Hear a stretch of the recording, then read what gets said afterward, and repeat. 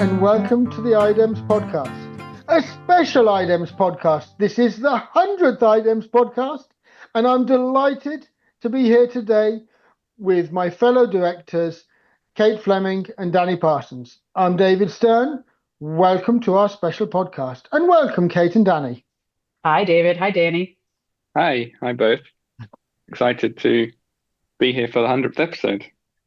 It is. It's quite an achievement to get 100. I think a year and a bit ago, Danny, when I approached you to say, someone asked me to write a blog, but I can't write. And you said, yeah, you should do a podcast instead. I didn't quite expect it to take shape as it has. I would give you full credit, David, for being a driver of this, where I see that you are a force of nature in keeping this podcast going. Every time you say, let's do a podcast, I say, well, let's think about the topic. You say, oh, I have a million topics. So, yeah. I have to claim here, Kate, I only ever said I had about 100 topics. So I'm going to run out soon. That's fine. If I really do think about it, there are lots of things, but yes. And the consistency has been great, doing 2 every week, basically, to get to this point. I think it's the reason why it's kept going. And of course, we don't need to tell the audience that we didn't always do them all in the same week. We sometimes prepared them in advance, and we sometimes didn't. Yes, the scramble. However that happened, they got done in the end. Exactly. It has been a real learning curve. One of the things that I think is so important is that other people are getting involved. And I'm really glad I've only done 99 out of the 100 because, Kate, you and Lucy took one on. We did. And actually, there are some other conversations. It did come up, in fact, that someone who shall remain unnamed was willing to do a podcast with me and not with you. And I have no idea why. I am not surprised. I only think that was because I caught him off guard. And so he had prepared his excuses with you. Whereas when I said it, he didn't have time and he said, okay. So, yeah, that's the trick. We do need a multi-pronged approach to get more voices on.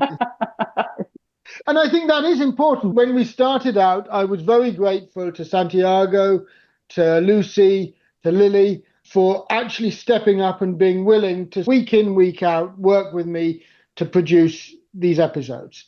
And they have been outstanding in stepping up to have these conversations to keep the podcast going. But more and more, we are looking to get more diverse voices on. We feel we're learning how to do that in a way which is still true to the IDEMS approach and IDEMS thinking, and in a way which we actually start to work with our partners more, because we have a lot of partners out there. Mm-hmm. Yeah, I'm enjoying seeing more episodes with, interviewing other people and people we work with. I think the earlier episodes, obviously your voice is quite dominant, but I think that was by design, as you mentioned, that there's a lot of ideas around IDEMS that we'd like to get out, and writing is not your thing, and so that was never going to be a way to do it. So I'm glad that we've also been able to do that and efficiently get out a lot of these ideas, which made it quite dominant from your voice at the start, but I think that's fine, and I'm enjoying now hearing other people on the podcast. Absolutely, and that's definitely the direction we want to go. And Kate, the voice who I'm hoping is going to become more dominant is very much yours. And you also have an idea how we as an organization should be communicating about ourselves. And so you are keen to make your voice more dominant. Yes, I mean, the unfortunate thing is that I have ideas that require more complicated execution. I think we have come across topics where we're aware that more thoughtful, almost journalism, where it would be nice to frame a story, have some interviews, go back out again to contextualizing information, where you kind of have that arc of a narrative versus the interview. But that, of course, takes editing, that takes work, that takes a little bit more planning. I don't want to set the bar so high that it becomes an impediment to just getting a podcast out, because obviously we hold a lot of information that can just be revealed in conversation. So I don't want to make it more difficult to get the podcast done. But it would be nice occasionally, I think, to have some episodes like that. higher production value episodes. I mean, I couldn't agree more that that is desirable. And I am absolutely delighted that you are interested in leading on that because I recognize the limit of my skill sets here. I can hold a conversation. I do not see myself having very good journalistic skills. No, and I don't think that I necessarily excel at it, but I think it would be interesting. And I think if I could find someone else on the items team who really is interested in doing that work where we together could figure it out, I think that would be nice. I think we as a team always enjoy collaboration more than working in little siloed bubbles. So yeah, finding the other person, call out to the items team or extended items community. Who else might be interested in that? I think Tim at Topos. Give him a shout out. I think he's interested in this. Maybe Danny, maybe you're the sleeper on this. You've been wanting to do this all along. Maybe. I like the idea. And yeah, I'll deflect away from myself now. But yeah, I like the idea of that mixture of more off the cuff kind of episodes of conversational and then some that are more planned out and go not necessarily just high production values, but maybe more sort of planned out exactly what the topics will be covered and what won't be covered. So it has a more of a sharp focus, I guess, than the conversations, which can sort of go in different directions and cover lots of different things. I think, Danny, what you're highlighting is that as we do in the future have more of our partners come on, being able to give them an alternative set of people as well who they could be doing it with. One of the attractions that I find a lot of people have found doing an episode with me is the fact that my basic mode of operation is to say, well, let's book in an hour-long call. We'll have a discussion a little bit about what we're going to do. We'll record it. And if you're not happy with it, we'll record it again. And so far, no one's wanted to record it again. And so it's really time efficient. But I can see there's other people where the idea of doing that, this is not something they want to do. And so having other approaches available, we believe in options by context. That would be great to have a whole range of things where I think particularly, as Kate, you've alluded to, for certain topics, being able to delve a bit deeper, to get multiple voices on individual episodes, to go out, get real partners talking. Oh, that would be wonderful. Does either of you feel that there are stories that immediately come to mind where you think, oh, we really haven't been able to tell this well, or something you'd like to see, or is it something you just be curious to see how it takes shape? Oh, I could reel off a whole load of stories where I think we haven't been able to tell them well. Yes. Even just the sort of one which you're aware of, Kate, the stack stories from what's happening in Kenya in particular, but beyond as well. I think those stories, telling them across multiple people, getting more than one person involved, that could be really powerful. Yeah, there's the agroecology hub as well. I know there's a few episodes on that, but I think deeper into that would also be really fascinating. And yes, and lots of other topics as well. I think some of our statistics work on our Instat and things like this, and more into the climate, which has been discussed a little bit. So yeah, there's loads.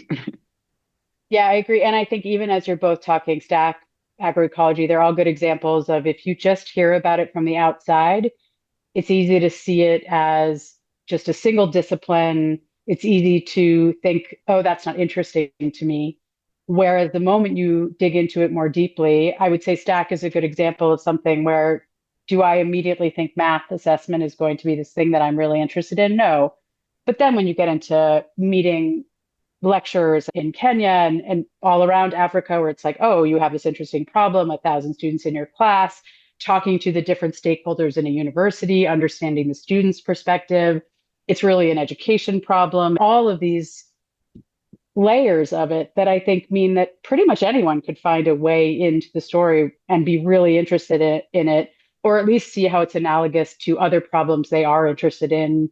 I think if we could unpack that more, it just gives people more ways in. And I think exactly as you described the different stakeholders, it's not that every stakeholder needs a sort of full episode. It's just that getting the different stakeholders to have a voice on an episode, oh, I would love that. I think what makes that really interesting as well is just they can have such different perspectives on even the same topic, what it means to them.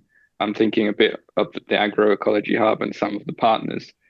get very different things about it and contribute very different things, all kind of really interesting. So the different perspectives would be, it would be really interesting to hear that from people versus hearing our view of it. It can be very different to actually what's the important things to our partners and the stakeholders.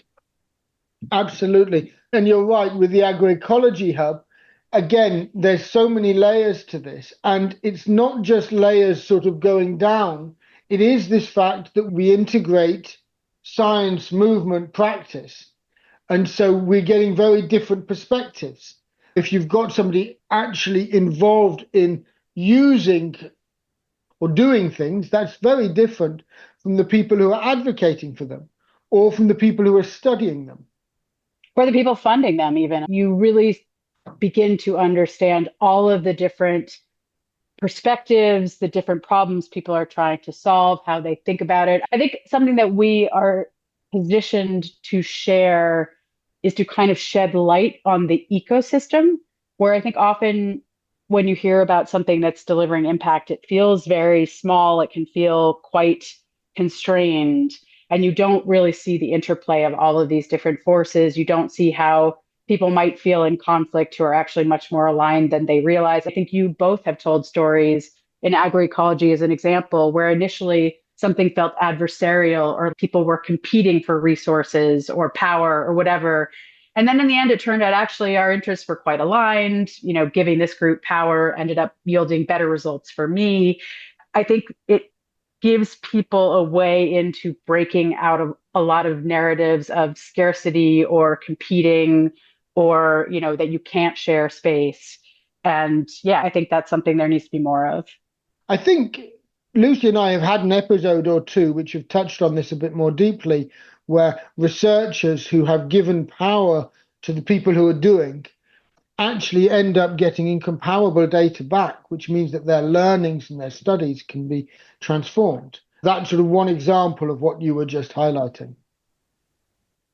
One of the things I'd be interested in on the podcast as well is interviewing people doing interesting work which kind of maybe relates to our work or relates to topics that we've discussed on the podcast, but not necessarily just our partners and just people involved in our project. That would also be really interesting to, there's lots of general development discussions that you've had around sort of the work in West Africa, and that's just one example where opening it up as well to not just people involved with us, but people sort of adjacent and doing interesting, similar, and maybe quite different things as well. Well, we have one such episode, which came out when we were discussing responsible AI for lecturers. It was exactly that. It was a researcher who was adjacent to our work, but very relevant. And we had a wonderful conversation. And so I'd love to do more of that. And we haven't been out looking for that. But you're right. Maybe as we have hit the 100, this is something we should be proactively looking for. With the slight concern that I have that this is time consuming, and everything we're suggesting is going to make it more time consuming. And so I would just like to get your thoughts on, this has been an important investment for IDEMS. It's been a substantial investment of our time to make this happen, not just in the recording of the podcast, but the production of the podcast afterwards, the work that's been involved in actually getting them out to people in different ways. And I believe it's been worthwhile. I'm keen to get your thoughts on this. Should we be investing more or less? I'm impressed at how it's got to the 100th episode, as I said, and it's been a lot of work. I think one of the keys to that is the fact that it's not a huge amount of work and time commitment for anyone in our team so that it can be done, because this isn't our main work or one of our big projects. We're not a company that produces podcasts as our main business. So I think it has to be something that's not, a huge time commitment for everyone involved. But that's where I like maybe having this mixture of those episodes that do take a bit more time and effort to put into, but keeping, the episodes that we have been doing, which has got us this far. I agree with Danny that I think it's hugely valuable, but I also recognize it's only one channel. There are so many other things that we could be doing. So I was talking with Sal, he's really interested in doing a blog that really gets into AI. And you're thinking about that quite mathematical, sort of scientific, but blog writing, not needing to meet the standard of a research article, but something that can just be getting ideas out, show the interesting work our team is doing, and isn't relying on someone to feel like they have to be articulate in spoken word. So some people, that's an easier way to communicate, where other people are going to want that sort of space of writing.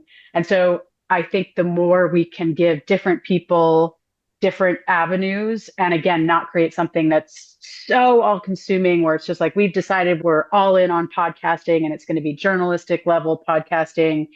But in the end, that ends up only telling some of our stories. It ends up excluding some voices or perspectives that people want to share. So I guess that's it, is just really trying to figure out how to have a range of options and allow those to go deep in their own way. I think that's what I'm trying to figure out. How long have you been with IDEMS, Kate? Because this sounds like a very IDEMS things to say. Here we are, a small organization that doesn't specialize in communication, and we should diversify. Well, also, I guess we're emphasizing evolving, adapting, all these different things that we're thinking about. But yes, I think options will be good for us. And I think one of the things, Danny, that I hear in what you're saying is that actually, although we're not a specialist podcast producing company, we have got a methodology which now is tried and tested. And one of the things that I would be interested in is actually, there's a lot of partners that we have where, what if they could tell their stories in a similarly easy way?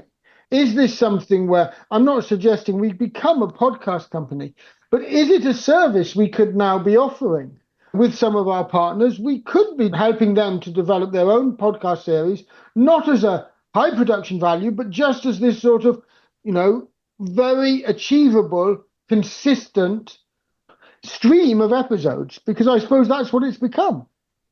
Yeah, and I like that idea. We've got a method that works for us. And a lot of podcasts are not high production value and very expensive to make. A lot of them are just individuals recording stuff, at home and with their own devices and things like this. We're basically doing that, but to a level that's sort of good enough to share widely as well. And so I think this could be attractive for a lot of organizations, especially, as you say, not organizations who this is their main focus, but as part of that communication to the outside world, which is very important for a lot of our partners and communicating the impact that they're having.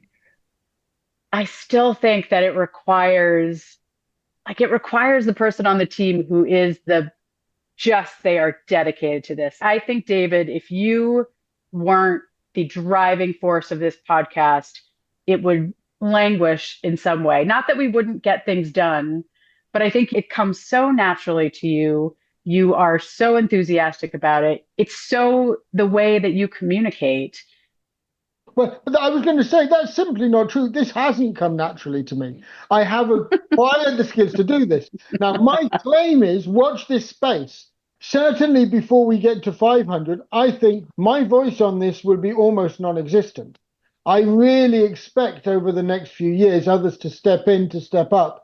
And I think maybe you're right. Maybe it's at that point when we've done it and it's sort of handed over from that initial driver, which has been me, then I think it's the sort of thing where we might have institutionalized the skills. But I want to be clear, the big effort hasn't been by me. The big effort has been Santiago and Johnny and even Lucy, who have been doing the post-processing, who have been doing the work on the actual transcript once it comes out so that that can get released, who have been setting up the processes in terms of the way that this is processed and released in a way which is efficient and effective. And we're not perfectly there, and that does take time. I mean, each episode has a processing cost which tends to be higher than the recording cost, which is interesting. But it's still, we keep it relatively minimal, so it's not much higher than the recording cost. Anyway, we are getting towards the sort of marker which we should be wrapping up. But it's been fun. Our first three-way podcast.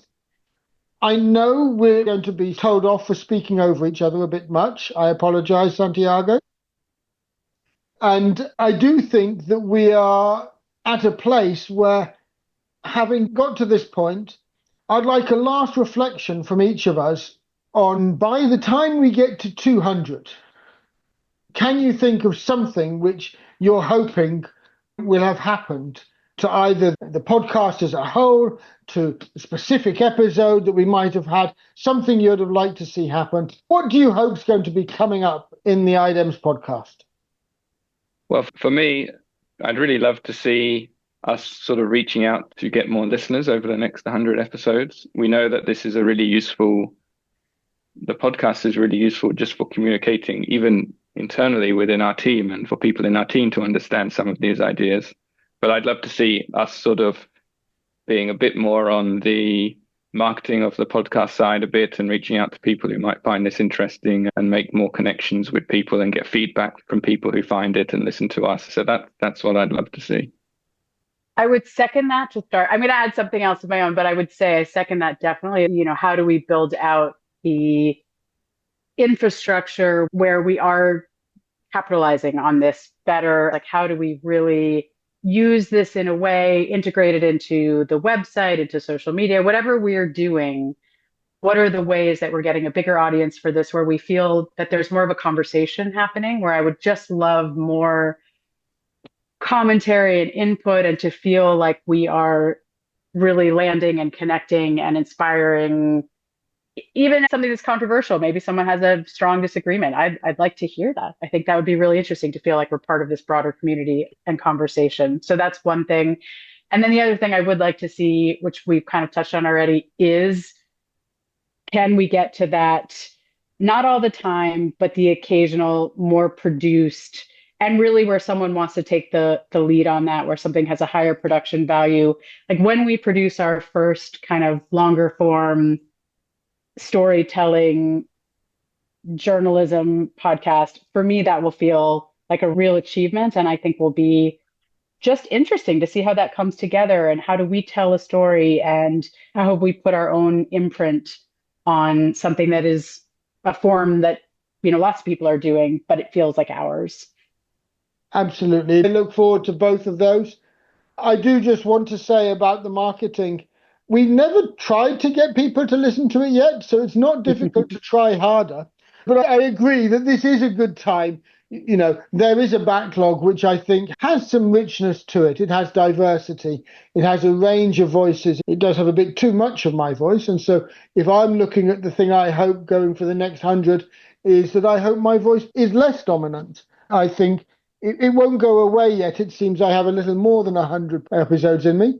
So I still expect to be involved going forward. But I do hope that more voices become more dominant. And that would be the thing that I think would be really interesting to see over the next year. And yes, thank you both for this. Any final thoughts? See you in the 200th episode. Yes. Yes, that. I can't wait for the 200 episode recap. Yeah.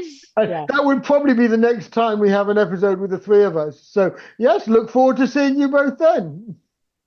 Thank you, everyone. Thank you both. Thanks.